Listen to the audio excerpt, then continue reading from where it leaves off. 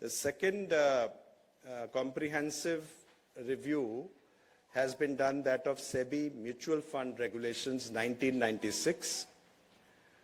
So the new SEBI Mutual Fund Regulations is also a comprehensive replacement. It's coming after many years.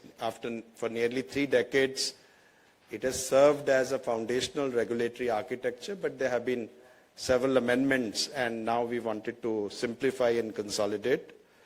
So, in terms of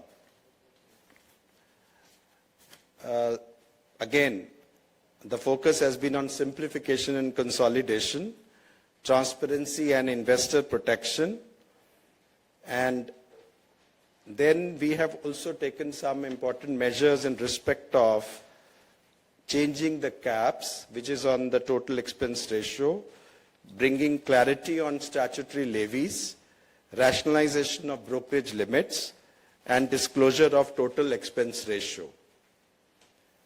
There is also a reduction of about 44% from 162 pages to 88 pages. Word count has been reduced by approximately 54% of current regulation, from 67,000 words, including footnotes, to 31,000 in the new regulations. So here, important points, as you know, are the clarity on statutory levies. So expense ratio limits, now called base expense ratio, shall exclude all statutory levies. Statutory and regulatory levies such as STT or CTT, as the case may be, and GST, stamp duty, SEBI fees, exchange fees.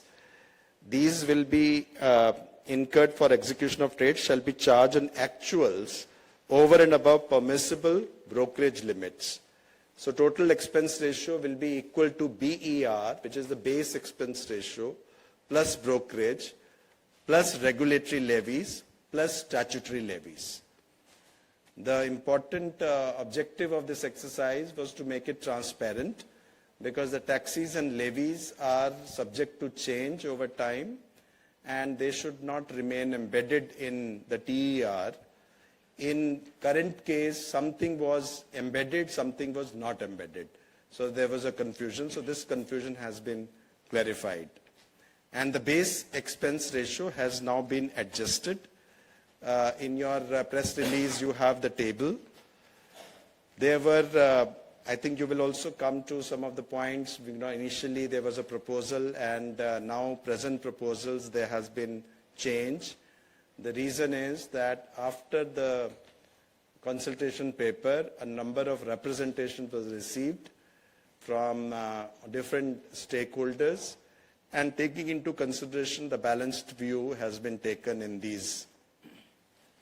So, for example, the brokerage cap is now 12, which was existing is 12 bips, including statutory levies. This will now stand reduced to 6 bips, exclusive of levies. And derivative transactions, the existing is 5 bips, including statutory levies. The cap is now reduced to 2 bips, exclusive of levies. On AMC also, so far as the AUM slab-wise rates are there has also been adjustment.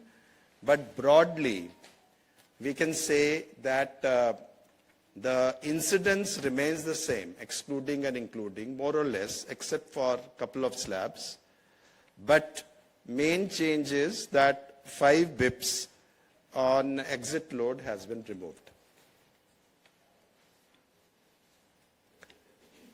The other point is the ease of compliance, rationalization of reporting requirements, elimination of duplicate filings, digital first disclosures, streamlined borrowing framework. And this is an important point, enabling borrowing by equity-oriented index funds and equity-oriented ETFs for execution-related needs, and clarifying the permissibility of intraday borrowing mechanisms to manage redemption-related timing mismatches. This was an important point which was brought to our notice by the industry, which has been redressed. If you like the video, do like, comment, share and subscribe.